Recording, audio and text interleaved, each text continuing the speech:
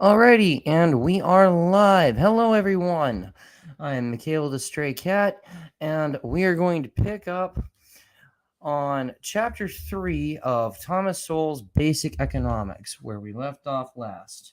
So, without further ados and addendums, scarcity versus shortage. One of the crucial distinctions to keep in mind is the distinction between an increased scarcity, where fewer goods are available relative to the population, and a shortage as a price phenomenon. Just as there can be a growing shortage without an increased scarcity, so there can be a growing scarcity without a shortage.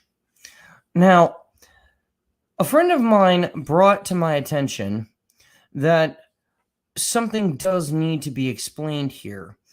And granted, we're only getting into chapter 3 of the book. Perhaps this matter will be discussed later on. But something should be noted. When people say price, they're often referring to the advertised price. That is not the actual price. The actual price is what the seller and the buyer agree mutually upon in the exchange, elsewise the exchange or interaction does not occur. This is worth noting. Moving along. As already noted, there was a severe housing shortage in the United States during and immediately after the Second World War, even though the ratio of housing to people was the same as it had been before the war, where there was no housing shortage. It is also possible to have the opposite situation, where the actual amount of housing suddenly declines in a given area without any price control and without any shortage. This happened in the wake of the Great San Francisco earthquake and fire of 1906. More than half the city's housing supply was destroyed in just 3 days during the catastrophe. Yet there was no housing shortage. Again, shortage as a price phenomenon versus scarcity, meaning fewer goods are available relative to the population. When the San Francisco Chronicle resumed publication a month after the earthquake, its first issue contained 64 advertisements of apartments or homes for rent, compared to only 5 ads from people seeking apartments to live in.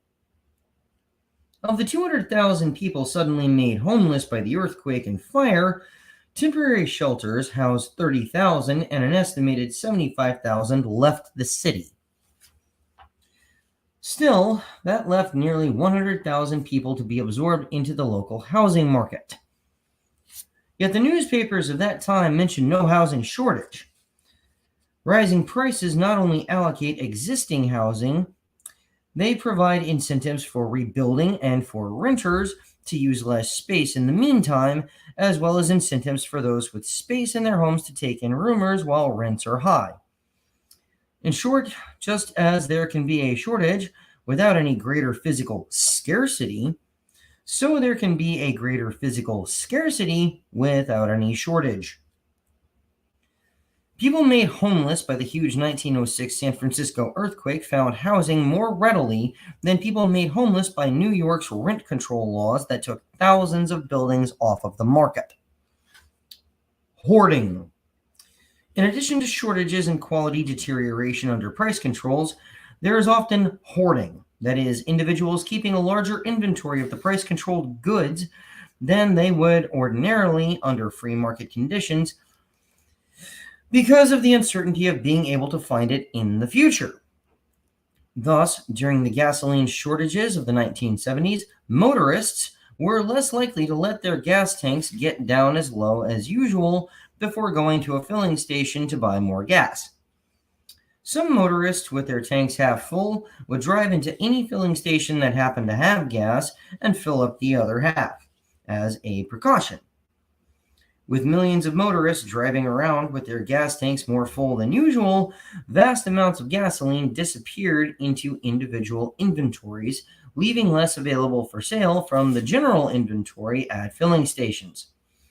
Thus, a relatively small shortage of gasoline nationally could turn into a very serious problem for those motorists who happened to run out of gas and had to look for a filling station that was open and had gas to sell. The sudden severity of the gasoline shortage, given how little difference there was in the total amount of gasoline produced, baffled many people and produced various conspiracy theories. Love that term. One of these conspiracy theories was that oil companies had their tankers from the Middle East circling around in the ocean, waiting for a price increase before coming ashore with their cargoes. Although none of these conspiracy theories stood up under scrutiny, there was a kernel of sense behind them, as there usually is behind most fallacies. A severe shortage of gasoline with very little difference in the total amount of gasoline produced meant that there had to be a large amount of gasoline being diverted somewhere. Few of those who created or believed conspiracy theories suspected that the excess was being stored in their own gas tanks rather than in oil tankers circling in the ocean. This increased the severity of the gasoline shortage because maintaining millions of larger individual inventories of gasoline in cars and trucks was less efficient than maintaining general inventories in filling station storage tanks. The feasibility of hoarding varies with different goods, so the effect of price controls also varies. For example, price controls on strawberries might lead to less of a shortage than price controls on gasoline, since strawberries are too perishable to be hoarded for long. Price controls on haircuts or other services may also create less of a shortage because services cannot be hoarded. That is, you would not get 2 haircuts on the same day if you found a barber with time available in order to go twice as long before the next haircut, even though barbers might be less available when the price of haircuts was kept down by price controls. Nevertheless, some unlikely things do get hoarded under price controls. For example, under rent control, people may keep an apartment that they seldom use, as some Hollywood stars have kept rent-controlled apartments in Manhattan where they would stay when visiting New York. Mayor Ed Koch, I'm guessing Koch, K-O-C-H, I'm guessing Koch, kept his rent-controlled apartment during the entire 12 years when he lived in Gracie Mansion, the official residence of New York's mayor. In 2008, it was revealed that New York Congressman Charles Rangel had 4 rent-controlled apartments, one of which he used as an office. Hoarding is a special case of the more general economic principle that more is demanded at a lower price, and of the corollary that price controls allow lower priority uses to preempt higher priority uses, increasing the severity of the shortages, whether of apartments or of gasoline. Sometimes the reduction in supply under price controls takes forms that are less obvious. Under World War II price controls, Consumer Reports magazine found that 19 out of 20 candy bars that it tested in 1943 were smaller in size than they had been 4 years earlier. Some producers of canned foods let the quality deteriorate, but then sold these lower quality foods under a different label in order to preserve the reputation of their regular brand. Interesting. Black markets. While price controls make it illegal for buyer and seller to make some transactions on terms that they would both prefer to the shortages that price controls entail, bolder and less scrupulous buyers and sellers make mutually advantageous transactions outside of the law. Price controls almost invariably produce black markets, where prices are not only higher than the legally permitted prices, but also higher than they would be in a free market, since the legal risks must also be compensated. While small-scale black markets may function in secrecy, large-scale black markets usually require bribes to officials to look the other way. In Russia, for example, A local embargo on the shipment of price controlled food beyond regional boundaries was dubbed the, quote, 150 ruble decree, unquote, since this was the cost of bribing police to let the shipments pass through checkpoints.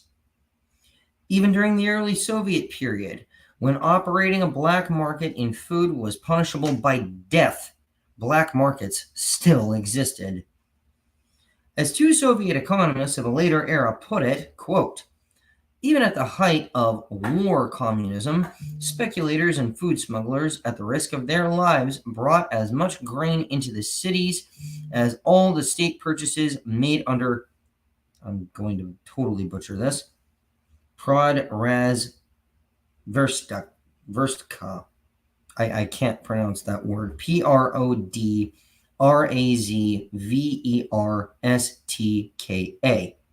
End of quote. Statistics on black market activity are by nature elusive, since no one wants to let the whole world know that they are violating the law. However, sometimes there are indirect indications. Under American wartime price controls during and immediately after the Second World War, employment in meat packing plants declined as meat was diverted from legitimate packing houses into black markets. This often translated into empty meat counters in butcher shops and grocery stores. Asterisk. In many cases, goods in short supply were kept in the back of the store for sale to those people who were willing to offer more than the legal price. Black markets were not always separate operations, but were also a sideline of some otherwise legitimate businesses. End of asterisk.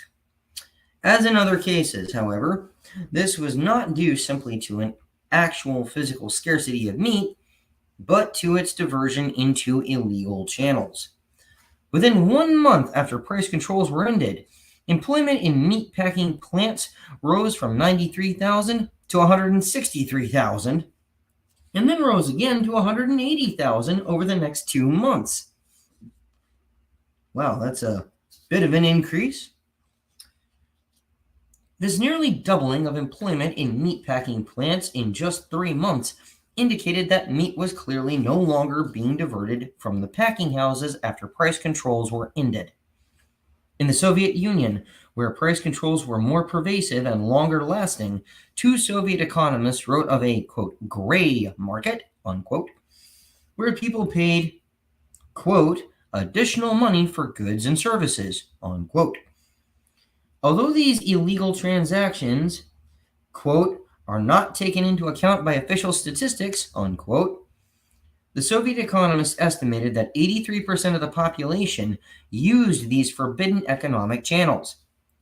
These illegal markets covered a wide range of transactions, including, quote, almost half of the repair of apartments, unquote, 40% of automobile repairs, and more video sales than in the legal markets. Quote, the black market trades almost 10,000 video titles, while the state market offers fewer than 1,000, unquote. Quality deterioration. One of the reasons for the political success of price controls is that part of their costs are concealed. Even the visible shortages do not tell the whole story. Quality deterioration, such as already noted in the case of housing, has been common with many other products and services whose prices have been kept artificially low by government fiat. One of the fundamental problems of price control is defining just what it is whose price is being controlled. Even something as simple as an apple is not easy to define because apples differ in size, freshness, appearance, quite aside from the different varieties of apples. Produce stores and supermarkets spend time, and hence money, sorting out different kinds and qualities of apples, throwing away those that fall below a certain quality that their respective customers expect. Under price control, however, the amount of apples demanded at an artificially low price exceeds the amount supplied. So there is no need to spend so much time and money sorting out apples, as they will all be sold anyway. Some apples that would ordinarily be thrown away under free market conditions may, under price control, be kept for sale to those who arrive after all the good apples have been sold.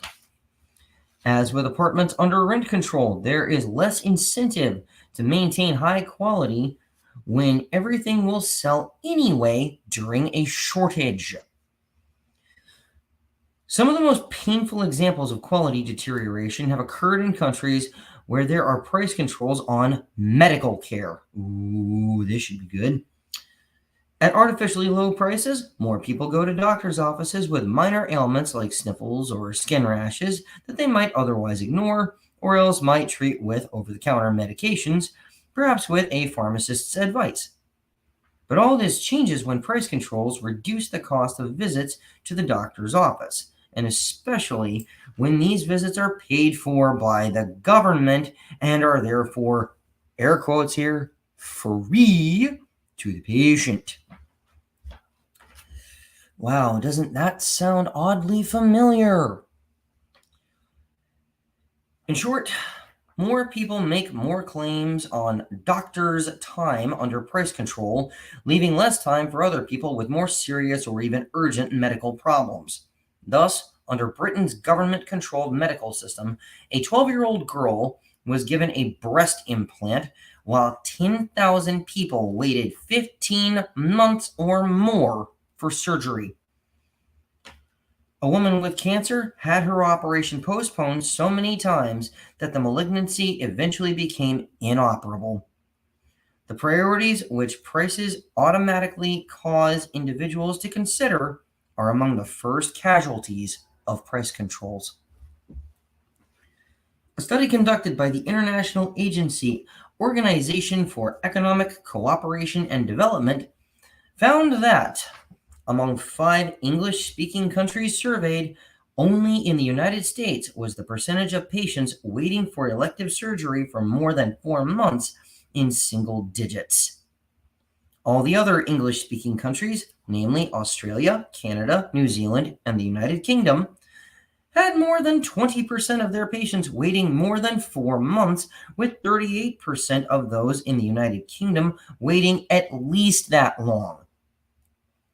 In this group, the United States was the only country without government-set prices for medical treatment.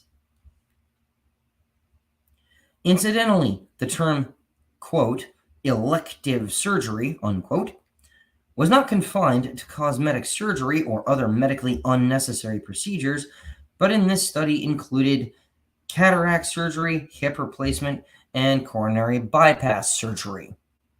Interesting. Delayed medical treatment is one aspect of quality deterioration when prices are set below the levels that would prevail under supply and demand. The quality of the treatment received is also affected when doctors spend less time per patient.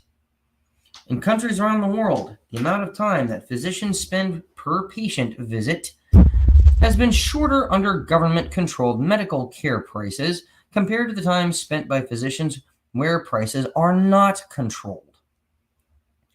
Black markets are another common feature of price controls that apply to medical care as to other things. In China and Japan, black markets have taken the form of bribes to doctors to get expedited treatment. In short, whether the product or service has been housing, apples, or medical care, quality deterioration under price control has been common in the most disparate settings. Price floors and surpluses. Just as a price set below the level that would prevail by supply and demand in a free market tends to cause more to be demanded and less to be supplied, creating a shortage at the imposed price, so a price set above the free market level tends to cause more to be supplied than demanded, creating a surplus. Among the tragedies of the Great Depression of the 1930s was the fact that many American farmers simply could not make enough money from the sale of their crops to pay their bills. The prices of farm products fell much more drastically than the prices of the things that farmers bought. Farm income fell from just over $6 billion in 1929 to $2 billion in 1932. Wow. Ouchies. As many farmers lost their farms because they could no longer pay the mortgages, and as other farm families suffered privations as they struggled to hang on to their farms and their traditional way of life, the federal government sought to restore what was called parity between agriculture and other sectors of the economy by intervening to keep farm prices from falling so sharply. This intervention took various forms. One approach was to reduce by law the amount of various crops that could be grown and sold, so as to prevent the supply from driving the price below the level that government officials had decided upon. Thus, supplies of peanuts and cotton were restricted by law.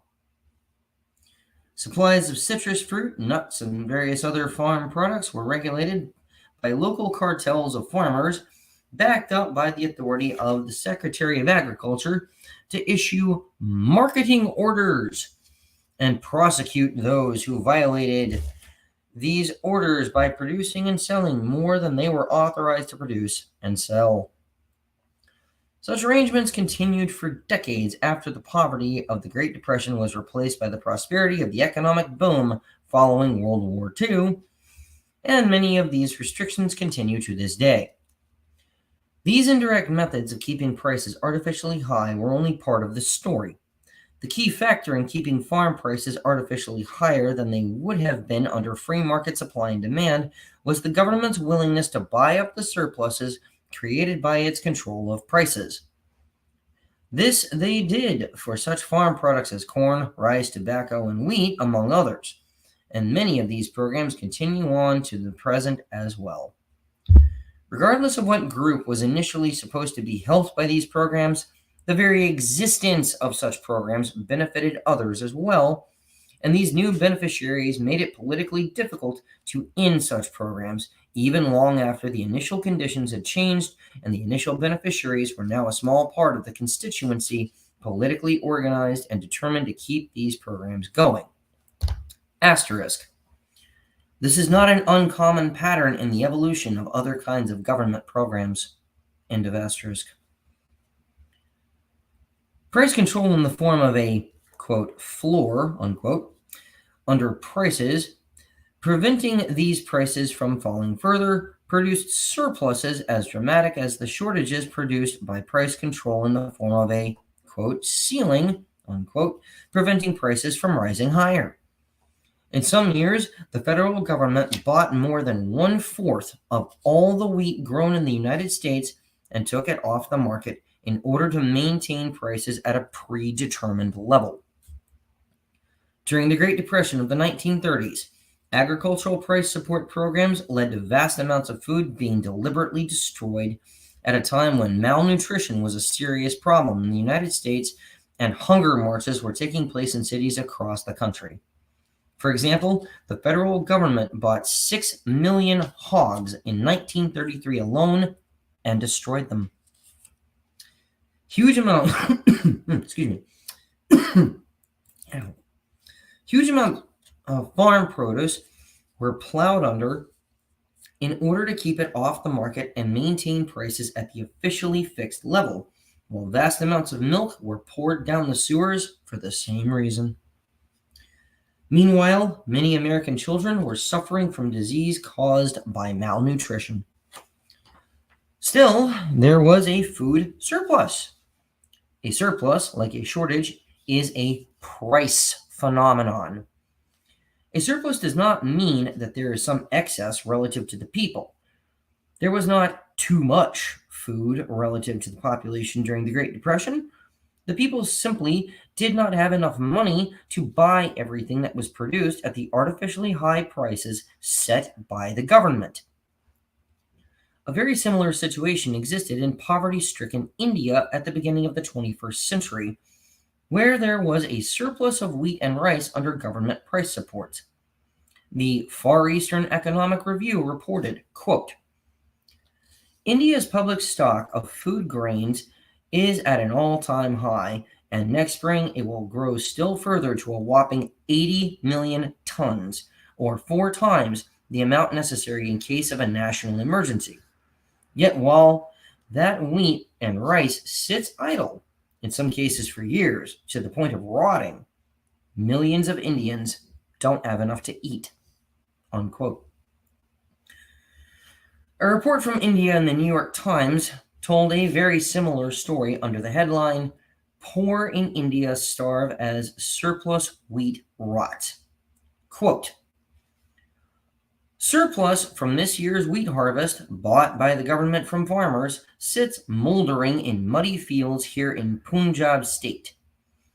Some of the previous year's wheat surplus sits untouched, too, and the years before that, and the years before that.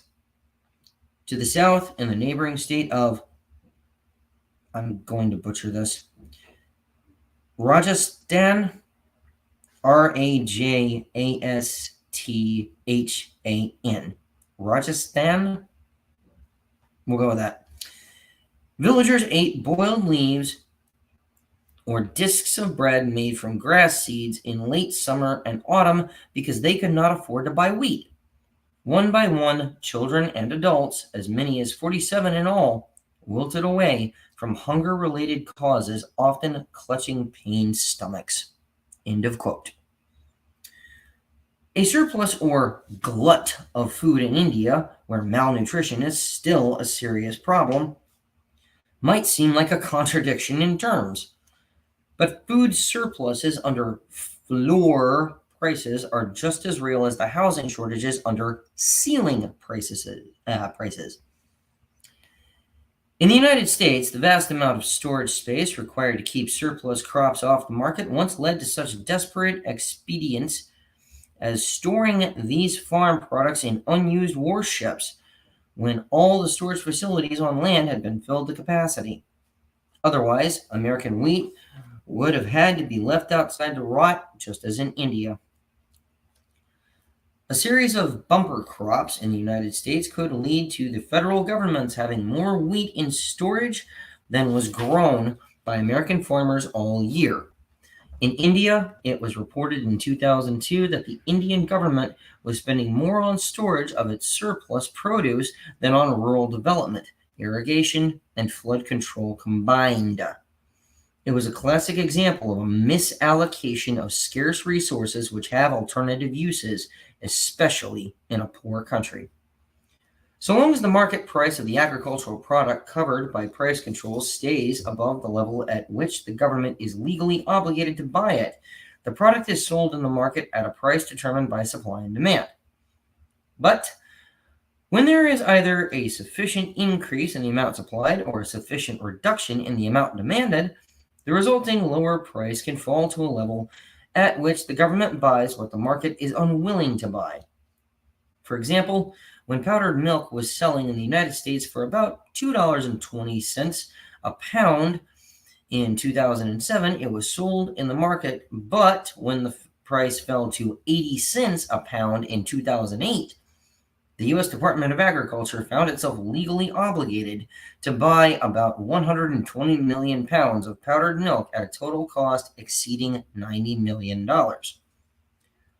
None of this is peculiar to the United States or to India. The countries of the European Union spent $39 billion in direct subsidies in 2002, and their consumers spent twice as much as that in the inflated food prices created by these agricultural programs. Meanwhile, the surplus food has been sold below cost on the world market, driving down the prices that third world farmers could get for their produce. In all these countries, not only the government, but also the consumers are paying for agricultural price support programs. The government directly in payments to farmers and storage companies, and the consumers in inflated food prices. As of 2001, American consumers were paying $1.9 billion a year in artificially higher prices just for products containing sugar, while the government was paying $1.4 million per month just to store the surplus sugar. Meanwhile, the New York Times reported that sugar producers were, quote, big donors to both Republicans and Democrats, unquote. And that the costly sugar price support program had, quote, bipartisan support, unquote. Sugar producers are even more heavily subsidized in the European Union countries than in the United States, and the price of sugar in these countries is among the highest in the world. In 2009, the New York Times reported that sugar subsidies in the European Union were, quote, so lavish it even promoted cold weather Finland to start producing more sugar, unquote, even though sugar can be produced from cane grown in the tropics for much lower cost than from sugar beets grown in Europe.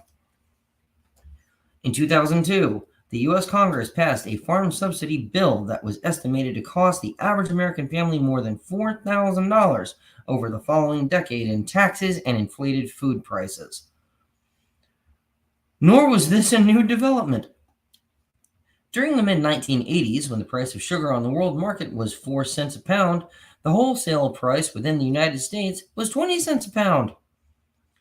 The government was subsidizing the production of something that Americans could have gotten cheaper by not producing it at all and buying it from countries in the tropics.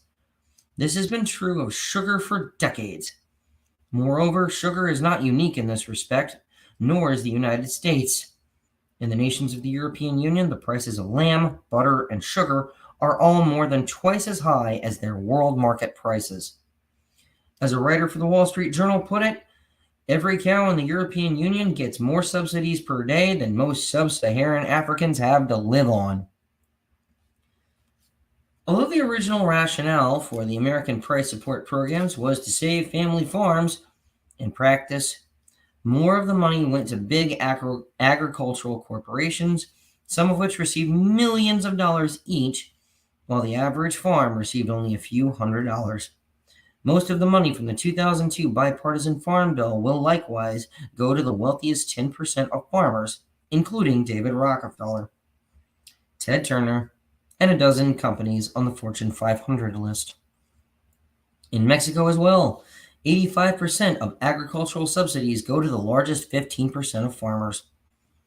What is crucial from the standpoint of understanding the role of prices in the economy is that persistent surpluses are as much a result of keeping prices artificially high as persistent shortages are of keeping prices artificially low. Nor were the losses simply the sums of money extracted from the taxpayers or the consumers for the benefit of agricultural corporations and farmers. These are internal transfers within a nation which do not directly reduce the total wealth of the country. The real losses to the country as a whole come from the misallocation of scarce resources which have alternative uses. Scarce resources such as land, labor, fertilizer, and machinery are needlessly used to produce more food than the consumers are willing to consume at the artificially high prices decreed by the government. All the vast resources used to produce sugar in the United States are wasted when sugar can be imported from countries in the tropics where it is produced much more cheaply in a natural environment more conducive to its growth. Poor people, who spend an especially high percentage of their income on food, are forced to pay far more than necessary to get the amount of food they receive, leaving them with less money for other things. Those on food stamps are able to buy less food with those food stamps when food prices are artificially inflated. From a purely economic standpoint, it is working at cross purposes to subsidize farmers by forcing food prices up and then subsidize some consumers by bringing down their particular cost of food with subsidies, as it is done in both India and the United States. However, from a political standpoint, it makes perfect sense to gain the support of two different sets of voters, especially since most of them do not understand the full economic implications of the policies. Even when agricultural subsidies and price controls originated during hard times as a humanitarian measure, they have persisted long past those times because they developed an organized constituency which threatened to create political trouble if these subsidies and controls were removed or even reduced. Farmers have blocked the streets of Paris with their farm machinery when the French government showed signs of scaling back its agricultural programs or allowing more foreign farm produce to be imported. In Canada, farmers protesting low wheat prices blocked highways and formed a motorcade of tractors to the capital city of Ottawa. While only about 1/10 of farm income in the United States comes from government subsidies, about half of farm income in South Korea comes from such subsidies, as does 60% in Norway. Fascinating. The politics of price controls. Simple as basic economic principles may be, their ramifications can be quite complex, as we have seen with the various effects of rent control laws and agricultural price support laws. However, even this basic level of economics is seldom understood by the public, which often demands political solutions that turn out to make matters worse. Nor is this a new phenomenon of modern times in democratic countries. When a Spanish blockade in the 16th century tried to starve Spain's rebellious subjects in Antwerp into surrender, the resulting high prices of food within Antwerp caused others to smuggle food into the city, even though the blockade, enabling the inhabitants to continue, even through the blockade, enabling the inhabitants to continue to hold out. However, the authorities within Antwerp decided to solve the problem of high food prices by laws fixing the maximum price to be allowed to be charged for given food items and providing severe penalties for anyone violating these laws. There followed the classic consequences of price control: a larger consumption of the artificially lower priced goods and a reduction in the supply of such goods, since suppliers were less willing to run the risk of sending food through the Spanish blockade without the additional incentive of higher prices. Therefore, the net effect of price control was that, quote, the city lived in high spirits until all at once provisions gave out, unquote, and Antwerp had no choice but to surrender to the Spaniards. Halfway around the world in 18th century India, a local famine in Bengal brought a government crackdown on food dealers and speculators, imposing price controls on rice. Here, the resulting shortages led to widespread deaths by starvation. However, when another famine struck India in the 19th century, now under the colonial rule of British officials, and during the heyday of free market economics, opposite policies were followed with opposite results. Quote, in the earlier famine, one could hardly engage in the grain trade without becoming amenable to the law. In 1866, respectable men in vast numbers went into the trade.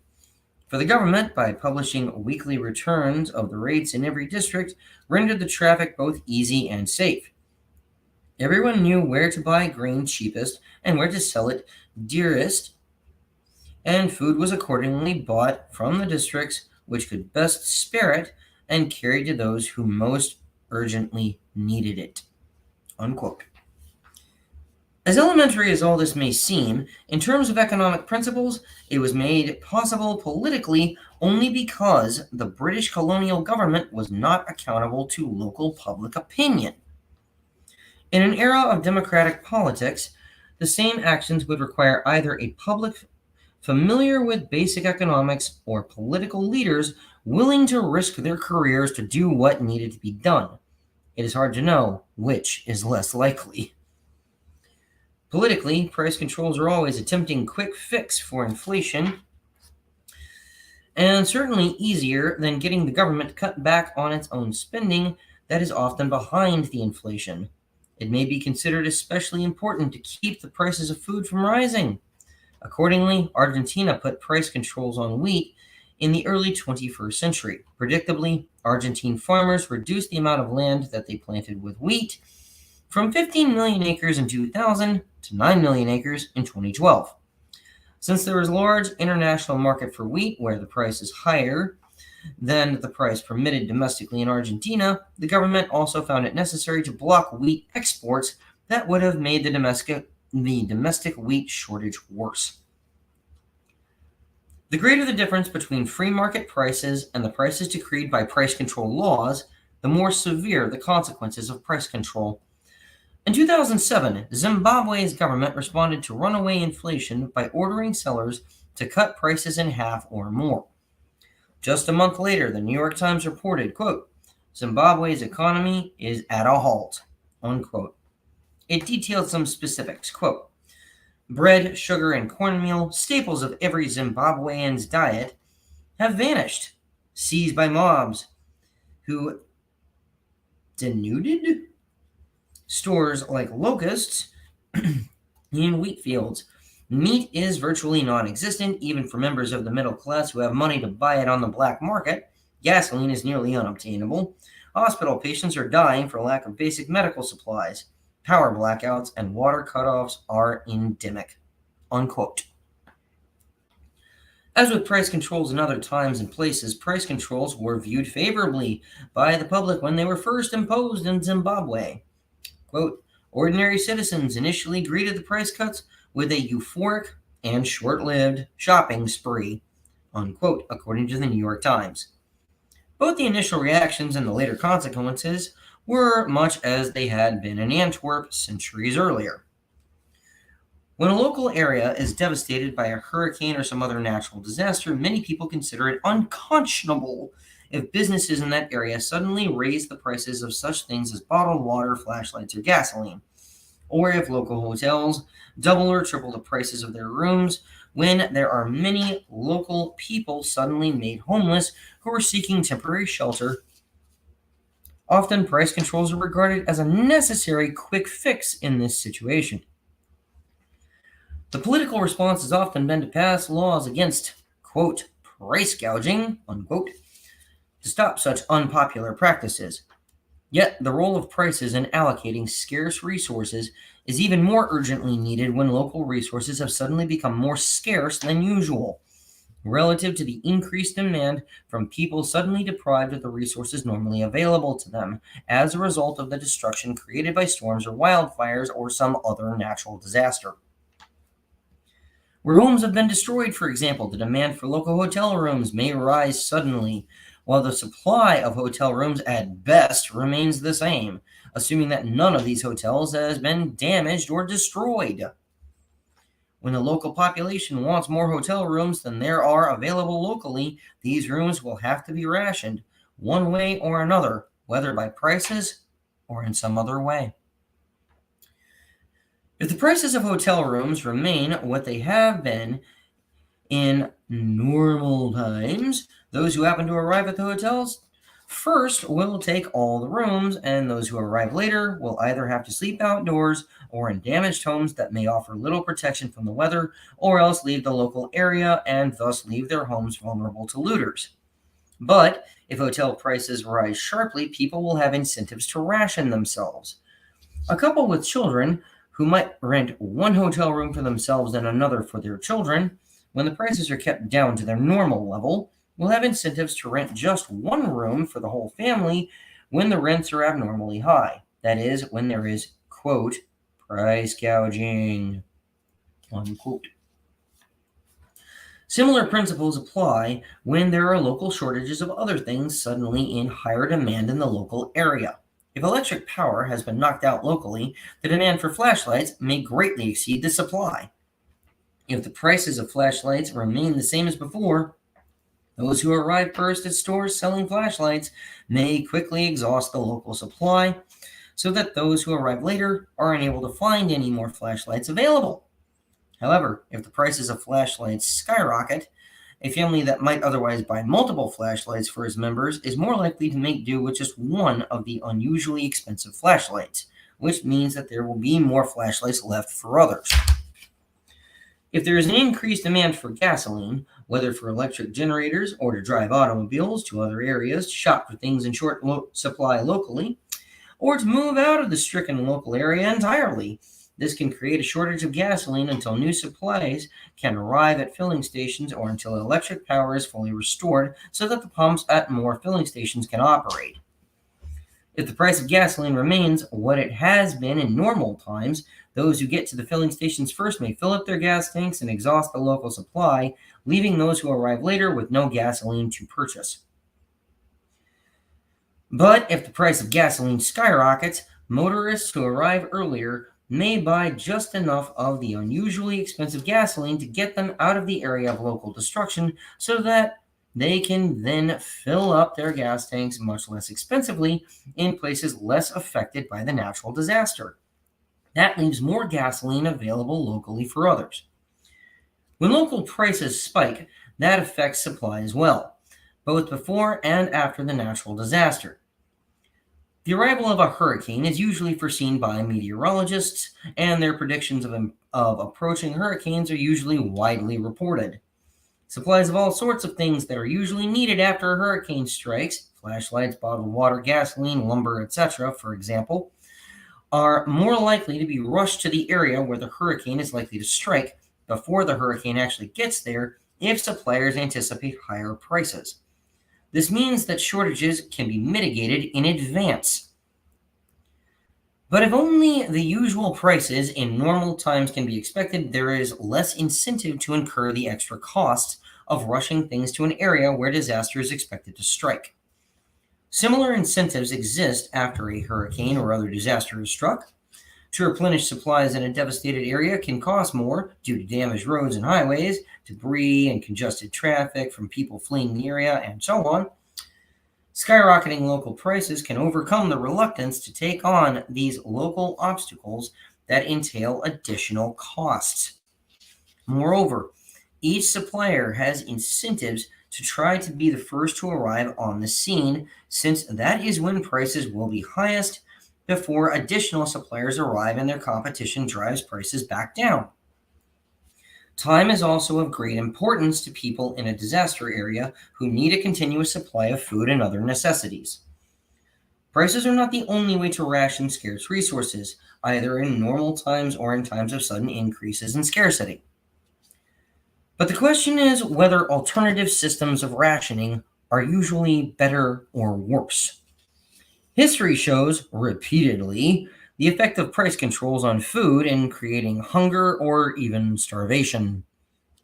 It might be possible for sellers to ration how much they will sell to one buyer, but this puts the seller in the unenviable role of offending some of his customers by refusing to let them buy as much as they want, and he may lose some of those customers after things return to normal. Few sellers may be willing to risk that. The net result of having neither price rationing nor non-price rationing may well be the situation described in the wake of the superstorm Sandy in 2012, as reported in the Wall Street Journal. Quote, at one New Jersey supermarket, shoppers barely paused for a public loudspeaker announcement urging them to buy only the provisions needed for a couple of days of suburban paralysis. None seemed to be deterred as they loaded their carts to the gunwales, whatever gunwale was, with enough canned tuna to last 6 weeks. A can of Bumblebee will keep for years. Shoppers take no risk in buying out a store's entire supply at the normal price. Appeals to people to limit their purchases during an emergency, like other forms of non-price rationing, are seldom as effective as raising prices. And that concludes Chapter 3 of Thomas Sowell's Basic Economics. Thank you all for joining me. Hope you enjoyed it. And we will be getting into Chapter 4, an overview of prices, on the next one. Until then, live free or die trying.